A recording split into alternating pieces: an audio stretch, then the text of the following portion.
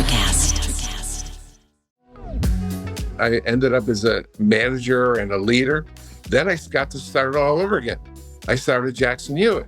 And now I knew where some of the dangers were. Some of the Indians were, some places to cross rivers. And then I sold that and started all over again.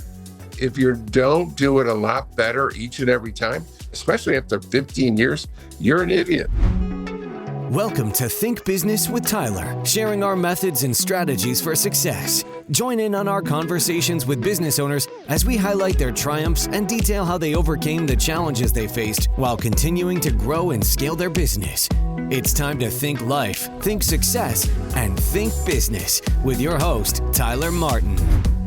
Hey there, welcome back to Think Business with Tyler. Get ready for a compelling conversation with the serial entrepreneur and franchising guru, John Hewitt. Today, we're diving deep into the blend of traditional tax-savvy and mobile dog grooming under his vast umbrella of companies. So grab your notebook for some priceless business scaling tips, and let's learn from a master. Mistakes, victories, and all. Here we go. Hey, John, welcome to the Think Business with Tyler podcast show. How are you doing? Incredible. Thanks for having me. Thanks for being here. You're an icon. Your companies are icons and you're an icon. So it's an honor and a privilege to have you here. Really appreciate you taking the time to talk with us. I've been incredibly blessed. Yeah, you've done a great job too. So what I'd love to start out with, tell us a little bit about you professionally, if you would. And then I'd also like to learn just a tiny bit about you personally too. Well, I've been in franchising for 54 years. And I started when I was at the University of Buffalo working part-time for H&R Block. I loved it. One of my many blessings is I knew at 20 years old what I wanted to be when I grew up. And 12 years later, I was running 250 H&R Block offices. I was happy. I met my dreams. I was 30 years old. I said, okay. And then my dad interceded. And he was the CFO of a public company. He decided that he liked the Apple computer he bought by mail for himself better than the mainframe that was running his public company. And that Apple is so old, it's in the Smithsonian already. Wow. But so he convinced me, it took him about a year to convince me to leave my job and go with him and build the first tax software for an Apple computer. So we did that in 1981. And you're not old enough to remember a world without computers, but there weren't even 200,000 PCs in the whole country.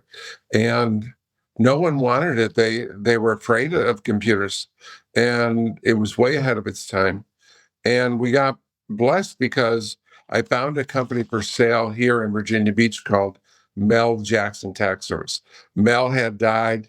The biggest blessing was the weather here is a lot nicer than Buffalo. So I moved my family here in August of 82. I've been here for 41 years. And we merged the two companies, changed the name to Jackson Hewitt, went public, and sold it 15 years later for $483 million.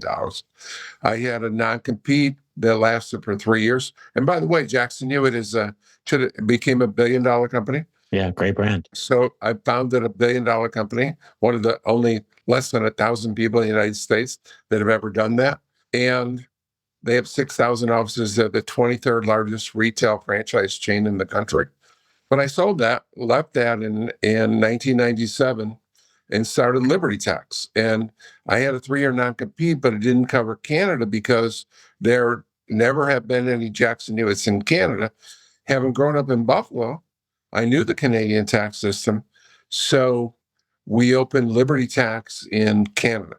And within 3 years, became one of the top 100 retail chains. So now I built one of the top 100 retail chains in US and in Canada. My non-compete ended in 2000, came back to the United States. Now I had to compete with myself, my own name, my own software, my own system, my own people. And yet, not only did we grow faster than Jackson Hewitt, we grew faster than Jackson Hewitt and H&R Block combined. We opened 4,000 offices in 12 years. Again, a public company, again, worth $500 million. Top 10 fastest growing franchisor ever. Again, I'm the only person that's developed 2 of the top 100 retail chains in this country.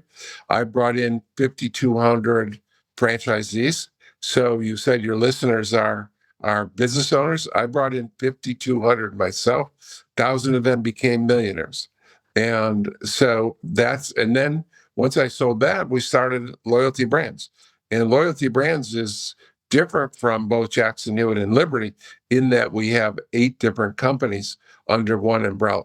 So I just had one company with Jackson Hewitt, one company with Liberty Tax. Now Loyalty Brands has 8 companies. So that's my 54-year career in a nutshell. Does cash flow have you down? Profit not where you think it should be? Maybe it's the long hours. Let's meet to see if I can help. I bridge driving the financial performance of your business to hit growth and success targets. Book a complimentary meeting at meetforgrowth.com to get started now. Once again, that's meetforgrowth.com. I look forward to talking with you. And thanks for listening to the show. Now Loyalty Brands has 8 companies. So that's my 54-year career in a nutshell. I have so much to unpack, but before I do that, I want to know a little bit about you personally. Can you share anything anecdotally about yourself personally, whether it be family or interests or anything along those lines? There's so much to talk about because I have 6 children. Wow. 11 grandchildren.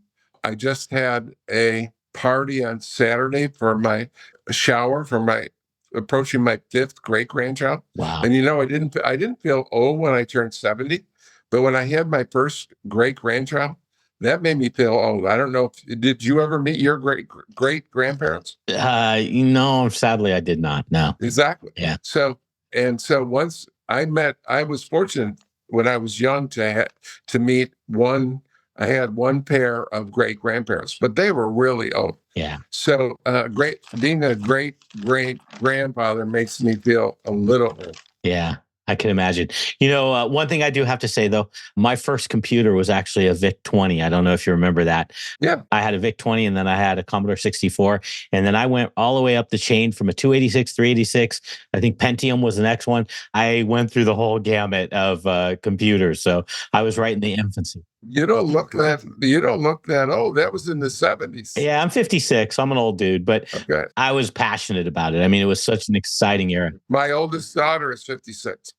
That's awesome. Hey, so there's so much to unpackage here. In fact, you shared some things that almost make me want to go in a different direction, but I'm going to stick to the course here a little bit. I want to talk about, tax preparation is an extremely competitive, I would even argue maybe fierce area. I mean, you constantly have this undertone of doing it for free, and the government says they're going to do that. Flat tax. I remember when I used to have my own CPA firm, flat tax was a hot topic at one point.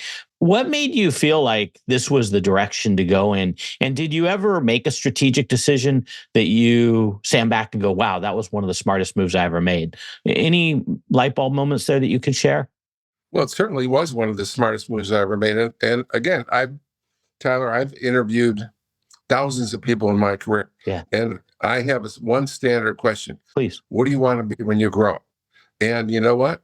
90% of people, no matter what age, 30, 40, 20, 50, they don't know what they want to be when they grow up. I was so blessed to take an H&R Block course in 1969. I loved it.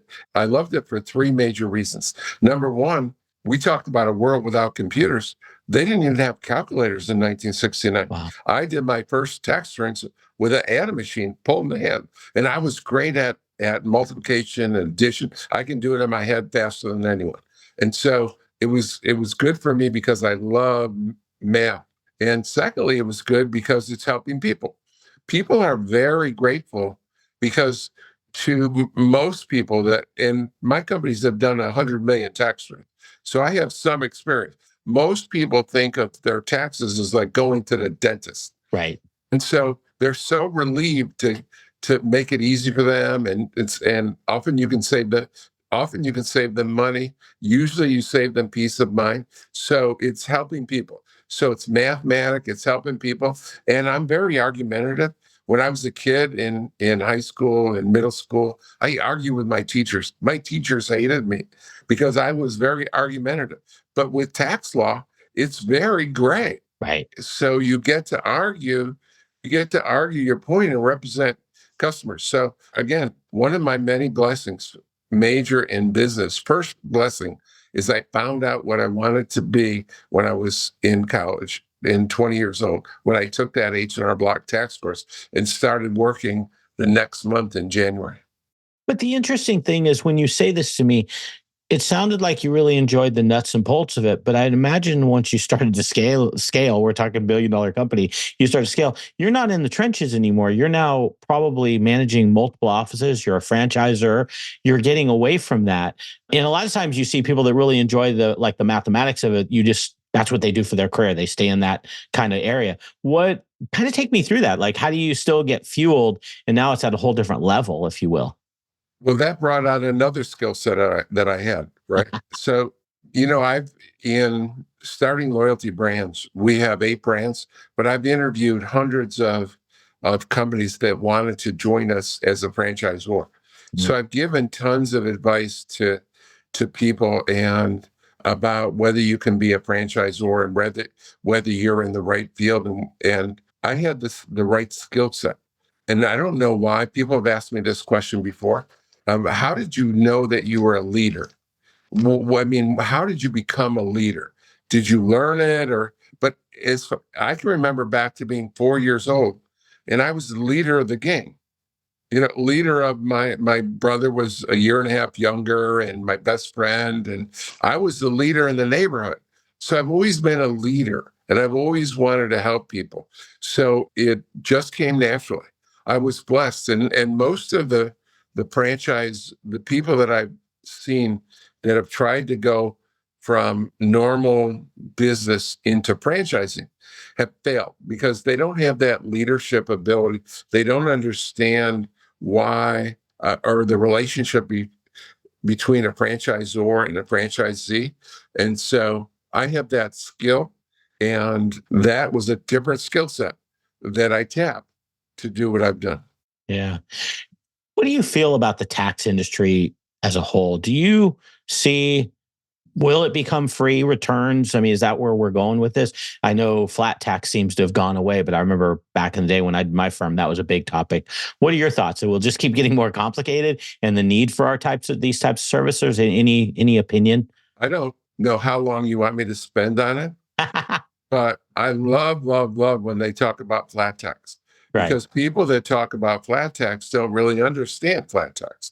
And let me try to explain to you mathematically about flat tax, simply, right? And I've never spent a second worrying about flat tax because I understand that let me give you an example of a flat tax, right? That let's pretend, and the most common example is a sales tax. Right. So let's say instead of an income tax, everyone pays 10% sales tax. Okay. So on everything they buy. Well, you have to remember this. Guess what percentage, Tyler, guess what percentage of Americans pay zero income tax? I don't know that. I'd say probably about 30%, I'm guessing. 40%. Okay. So you go to the bottom 40% of the population. Bottom 40%, the average spending is $35,000. Do we have a great deal for you? We have a great deal for you. You get to pay your fair share. Instead of paying zero, you're going to pay $3,500 a year. Instead of paying zero, you're going to pay $3,500. And you know that rich people that were paying the top 5% of all taxes, right? Right. Think of someone that makes $20,000 a year. How much do they spend? $25,000. Someone that makes $200,000 a year spends $190,000. Someone that makes $20 million a year spends $10 million. If they're only in a 5% tax bracket because they pay 10% of the 10 million, and that's 1 million, which is 5% of the 20 million. So it helps the rich. As soon as the poor people find out that they're going to have to pay taxes, and the rich people are paying less, rich people are going to pay less out of flat tax system. Yeah, that makes a lot of sense. So I laugh about it because it sounds like a great idea. We'll get rid of the IRS. It's make it so easy for you. You don't have to worry about it. Well, over 40%, and it's getting close to 50%. Wow. 50% of the population of the voters pay zero tax. Now you get to pay. I mean, don't you feel good about that? That you get to help Pay your fair share. I love it when people talk about flat tax. It's so hilarious. That is interesting. Do you think though, kind of like with the raising of the standard deduction and AMT to a lesser degree, that's almost like a backdoor flat tax for just some people? Isn't that kind of what ends up being? Well, first of all, most of your listeners don't know what AMT is. It's a good point. Good point. Thank Okay, you. but let me say this: that flat tax only applies to the people that make over $200,000 or $250,000. So, do you know what percentage of Americans make over $250,000? Oh, I'd have to say, I'm guessing here, but I'd say 20%. Less than 5%. So, Wow. so it doesn't apply to almost anyone. That flat tax you're talking about only applies to the very wealthy, and it really doesn't tend to kick in until you make $1 million. So that is not a consideration. I think I'm jaded because, being in California, especially when I used to do returns, the vast majority of them were over $200,000. You did tax return. Yeah, back in the day, and the vast majority hit ATM. This was really big when instead of stock options were very popular. They've kind of gone away now, but you had an AMT adjustment, and AMT is an alternative minimum tax.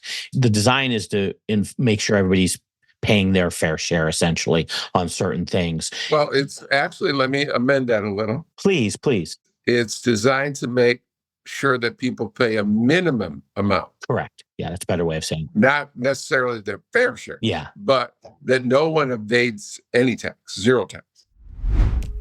If you're a business owner feeling stuck in your business, overwhelmed, responsible for everything that happens, and working long hours, Tyler helps his clients develop processes, hire high-performing team members, and better understand their financial metrics and numbers to allow for a more predictable, less hands-on business. To schedule a free, no-pressure consultation, head to thinktyler.com and click the meeting button. Tyler would love to see if he can help you work on your business, not in your business. Schedule a consultation today at thinktyler.com. Think life, think success, think business.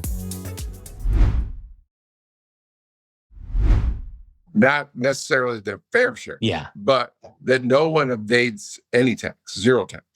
Yeah, you're right on. So anyway, it's kind of funny because, I think given my area, Silicon Valley, is probably very disproportionate to probably what's among the United States because the vast majority were over those thresholds and were falling into kicking in AMT. So interesting discussion. I'm dying. I've been trying to hold myself off, but I can't anymore. I want to talk about this loyalty brands. So you have 8 companies underneath it. Are they all synergistic in that they're all doing something cross with each other? Or are they just, is it like a kind of a Berkshire Hathaway thing where they're all kind of you're acquiring companies and they're all doing their own thing really well? It's the latter. It's the Berkshire Hathaway thing that there is some synergy, Okay. and there's some cross marketing, but there's not a consideration that they all be related. Okay. What are you, can you disclose or can you share like what types of companies are under that umbrella?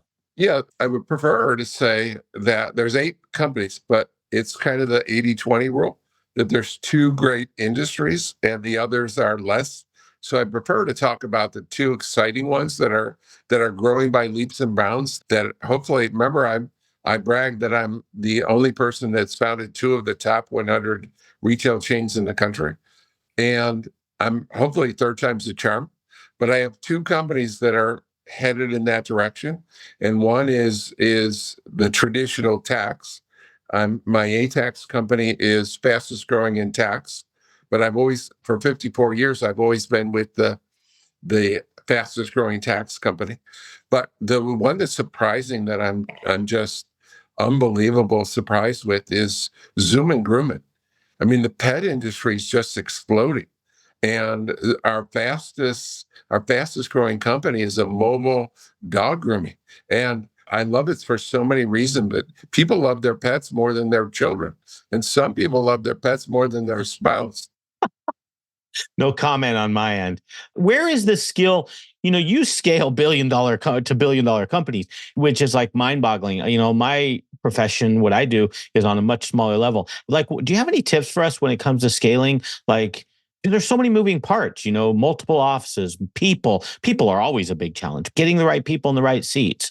Cash flow, obviously, probably at this stage in your life, cash flow isn't as much of an issue as it was for your first venture. But how do you overcome these? Any tips or anything you can share? Well, I don't want to underestimate how difficult it is because Okay. in the history of the United States, there's been 700 million people and only 1,000 people founded $1 billion company. So it's incredibly difficult. And so there's many moving parts. But what I say is going to sound simple, but it is the key to building a huge company. And remember, I've done it twice, going from I built a company that was worth 500 million, a company that's worth $1 billion. So I've gone from 0 to 500 employees twice. And public companies, the key thing, and this may oversimplify it, is as you grow, you have income and expenses. And the expenses, like I'll call it structure. You have income and structure, and they have to match. If you have too much structure and not enough income, you go bankrupt. If you hire people too soon and your expenses outpace your revenue, then you go bankrupt. If you have too much income and haven't hired enough people, you collapse because you have horrible service. You can't support your growth. So that's the two things you have to decide. When I started, think back 1982, I started with Jackson Hewitt. I had myself and my wife. And then we hired a director of franchise. And then you have to decide, when are you going to hire an HR person? When are you going to hire an accountant? When are you going to hire a marketer? When are you going to hire someone in charge of franchise development? Is the key. It may oversimplify it. Is you have to make those decisions and be right. You have to decide, okay, and you have to have a budget, and then you have to that's rational and reasonable, and then you have to budget the right amount of people, and you have to adjust on the fly, because oftentimes you're not going to meet your budget. You're going to be too high or too low. You have to make decisions on the fly and be thinking and watchful at every moment. Do you find from Jackson Hewitt, then we go to Liberty Tax Service, and now you're into this third one? Are there things that you're taking from each one that's making it quote unquote easier each time? Or is it each time like you're just kind of learning as you go and different things come at you? Absolutely. When I started Jackson Hewitt, I ran it for 15 years, and I built it up and sold it for $483 million. Right. And when you think about that, if you run something for 15 years and you get to start all over again, if you now don't do it a lot faster and a lot better the second time, you're an idiot. There are so many lessons I learned. And, I will offer to your listeners, I have a book that talks about that journey. And my book is unusual, I think, and it talks about my mistakes. In most books, business books that I've read, they talk about their victories. I talk about the mistakes that I made. So I made huge mistakes, and I got to do it all over again. So it was so much easier the second time. Not only did I learned so much, but I got to take people with me in the first journey. So I think of it sort of like the first wagon train left. I was on the first wagon train that left Kansas City and went to California with H&R Block. I started as a peon. I ended up as a manager and a leader. Then I got to start all over again. I started Jackson Hewitt. And now I knew where some of the dangers were. Some of the Indians were, some places to cross rivers. And then I sold that and started all over again. You got to be, if you don't do it a lot better each and every time, especially after 15 years, you're an idiot. Yeah, that's a good point. Can you share one of your mistakes that stands out? And I apologize. I usually have read a guest book before they come onto the show. I didn't even realize you had a book. So my mistake. I'll definitely buy it, and I'm definitely going to read it. The book is on the way. And if any if any of your listeners send me an email, I will send them a free book too. Does that include hosts too? Yeah, that's yours is on the way. Okay. Yeah, I'd love to read it. I've already ordered yours. So okay. I appreciate that. Okay. I'd love to hear it, but is there a mistake that stands out? I'd love to just kind of talk through that. Yeah, I'll tell you the second biggest mistake I made Yeah. is when I started Jackson Hewitt, we bought 6 offices from Mel Jackson. An H&R Block had 9,000. So we had 6, not 6,000, 6. Wow. And so our goal was to be bigger than Block. Now that's a pretty big, hairy, audacious goal. But today, Jackson Hewitt has 6,000 offices. So it went from 6 to 6,000, right? But when I started, I got there in August of 82. And the first tax season, I had 11. So I went from, that's pretty good. Second tax season, I had 15. And third tax season, I had 22. No, that's pretty good growth. I was 33 Yeah, very years good. old. Yeah. I went from, in 2.5 years, I went from 6 offices to 22. But I said to myself, our goal is 9,000. And I'm going to be 9,000 years old before we get to 9,000. We got to do something different. So the second biggest mistake I ever made was not to start franchising immediately. So we immediately started franchising and grew from 22 to 49 to 200 to 350 to 500. And we started growing exponentially because we started franchising. So that was just stupid that, oh, we're going to have corporate stores. It doesn't, you can't grow that quickly without franchising. Yeah. But in fairness, it's something that you did for the first time. That's pretty complicated, becoming a franchisor, at least initially, from what I know about it. I mean, you have to go through all the legal process. You have to put together a model that actually works and you can demonstrate, you can replicate it. I mean, that's got a lot of parts to it. So that even in itself is pretty admirable in such an early stage of 20, I think you said 22 offices to already be in a franchising, especially back then. I don't even think it was as approachable as it is nowadays. So that's pretty amazing. It's a really cool story. I'm blessed. Yeah. All of that is a blessing I'm incredibly blessed. Okay. So one last thing I'd like to ask you, and then we'll wrap up. I want to be respectful of your time. In terms of your entrepreneurial journey, everything that you've gone through, anything you can share for those business owners that are kind of in that $1 million to $20 million revenue range? A lot of times clients come to me and they're stuck. They're like, I can't get over the hump. And oftentimes it's people managing leadership, things like that. Anything come out that words of wisdom you could share? Well, remember, I have a lot of experience because I've had 5,200 franchisees. So everyone has had the benefit of my mentorship and guidance. And so I've had 1,000 millionaires and 1,000 that went out of business. But if you want to identify to one key, what's the biggest risk or the biggest reason people don't grow? And it's delegation. People can't delegate. And that's the biggest disease in American management is lack of ability to delegate. Do you believe people can learn how to delegate, or is that just something you know how to do or you don't know how to do? I'll give you an example of how I taught one of my favorite people ever to delegate. She Yeah. was horrible. She was horrible.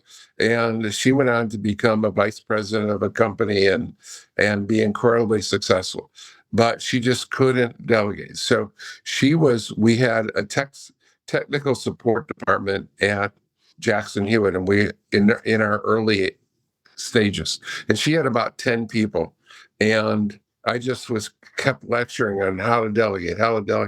And the copy machine for the company, we only had about 30, 40 employees. The copy machine for the company was in her area. And so I walked in her area and she was standing, she had 10 employees. She was standing at the copy machine making copies. So I walked up to one of her employees and I said, could you I need copies of this as soon as possible. So the employee kicked her off the copy machine and made my copies. And that was a lesson that she never forgot. And she never, as to my knowledge, she never made her own copies again. So it's not easy. But I've seen 25% of people change from inability to delegate to the ability to delegate. Does cash flow have you down? Profit not where you think it should be? Maybe it's the long hours. Let's meet to see if I can help. I bridge driving the financial performance of your business to hit growth and success targets. Book a complimentary meeting at meetforgrowth.com to get started now. Once again, that's meetforgrowth.com. I look forward to talking with you. And thanks for listening to the show. So it's not easy, but I've seen 20-25% of people change from inability to delegate to the ability to delegate. Yeah. I'm fascinated by your stat that you shared. 1,000 millionaires and 1,000 quote unquote failures. I hate using that word, but essentially 1,000 businesses that didn't work out in the exact same, doing the exact same thing. Now, you could argue maybe territories could have something to do with it, but you push that aside because I'm sure that wasn't all 1,000. That's true. It is a lot to do with how the individual executes and how they're able to delegate and work with others. I think plays a lot into probably those 1,000 that weren't able to succeed. Actually, to be clear, yeah, it comes down to one thing. Please. My job as a franchisor is to give you the best system in the industry. I've done that this is my 55th exit for 55 years. Your job as a franchisee is to follow that system. It doesn't matter how smart you are. It doesn't matter how educated you are. It doesn't matter how experienced you are. I give you the proven system. The millionaires listen 98% or more. The losers or failures listen less than 90%. It's all about having a system and following that system. Interesting. It's fascinating. That I could dig more deeper, but I'm going to be respectful of your time. John, I really can't thank you enough for being part of the show. Your website is loyaltybrands.com. I'll put that in the show notes. When's your book? Do you have a tentative date that it's coming out? I'm working on my second book. My book's already out. Okay. And if you send me an email at John, John, at loyaltybrands.com, I will send you a free book. But okay, that's for all the listeners. Tyler, yours is already on the way. Okay, awesome. And then is it okay if I use your email address? I put that in the show notes too. Is that okay? Absolutely. Absolutely. Okay, cool. Well, hey, thank you so much. I mean, I love hearing your story. I feel like I could go on for another 2 hours. So thanks for sharing, and look forward to maybe talking to you again in the future. That'd be my pleasure. Thanks, Tom. Thank you. That's all for this episode of Think Business with Tyler. But we have plenty more resources to help you in your pursuit of business excellence on our website at thinktyler.com. If you'd like to be featured in a future episode of the show, feel free to reach out to us on social media at think_Tyler. We look forward to helping you think life, think success, and think business.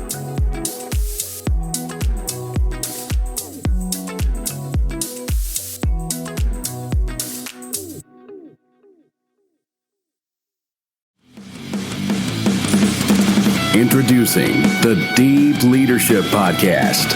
Leadership is a people business. That's the philosophy of your podcast host, John Rennie. As a former submarine officer who spent 22 years leading businesses in corporate America before starting his own manufacturing business, he knows that leadership matters.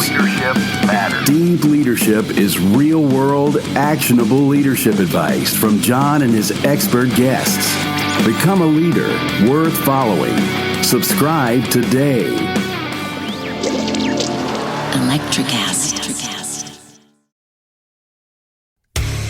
Hey there, I'm DC. I host the rock podcast, Back to the Arena, The Interviews. It's about a 30-minute podcast where I talk one-on-one with a band who has released new music.